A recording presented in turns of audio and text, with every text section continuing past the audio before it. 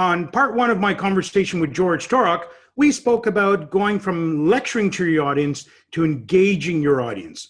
I'm excited to welcome back George Torok, who is a best-selling author, international keynote speaker, and an award-winning talk show host. He is on a mission to help people deliver their intended messages more effectively. George Torok, back on Small Talk.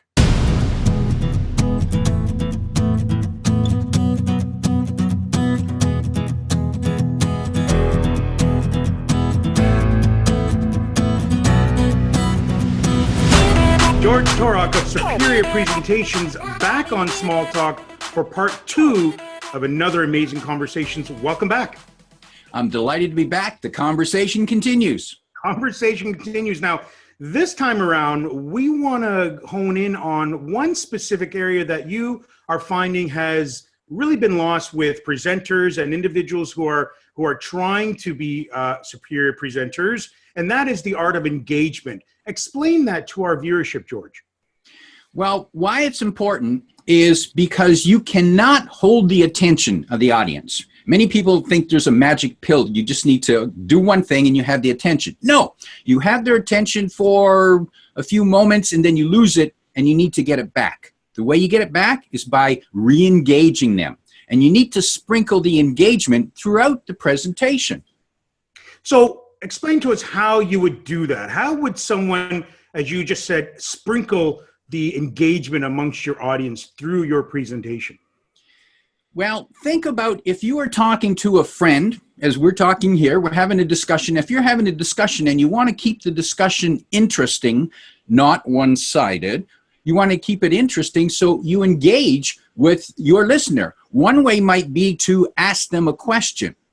That's one way to engage them. Another way to engage them is to tell them an engaging story, an anecdote that's colorful, that gets them into the story. Another technique might be by body language, movement of your hands, or perhaps if you've been looking away, suddenly you make eye contact with them again and it re-engages. Amazing. Now, if there is someone watching this segment who wants to up their game when it comes to presentation, and because you talk quite a bit within the LinkedIn world about various presentation tips, what's that number one tip you would like to give to that viewer who's watching this segment right now? Always be prepared. People say, well, I don't have time to rehearse. Yes, you do. Always prepare. Always be prepared to have the conversation. Now, it's easy for me because, and it's, some people aren't going to admit this, but I talk to myself a lot. And I'm a runner, so when I'm running, I don't listen to music. I have conversations with myself. I'm rehearsing for conversations or presentations. And I suggest it to you out there as well. When you're in the car, when you're sitting at home, rehearse what your message is. You know what your message is. You know what's going to happen to you every day. Rehearse those presentations. So it's all about practice, practice, practice. Yes, and don't make this mistake. Practice doesn't make you perfect. You'll never be perfect, but you can get better if you rehearse and you learn from your practice. Amazing conversation here, George. So folks, you've got George's contact information right there on the screen, his email address, his phone number. If you want to continue this conversation with George, connect with him online.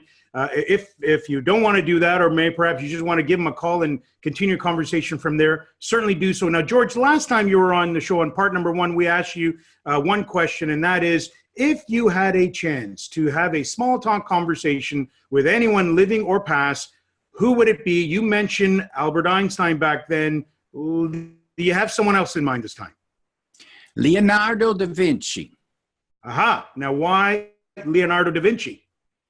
Because he was a man of many strong talents.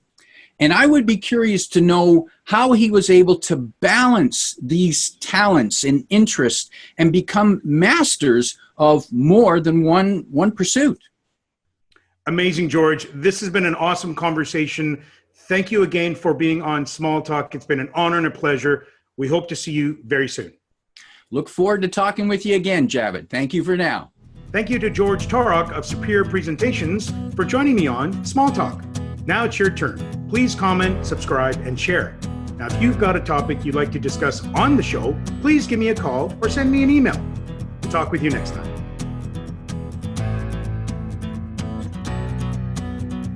To watch previous shows, visit us on YouTube and search for Impression, a marketing services company. Don't forget to join us on one of the following social media channels.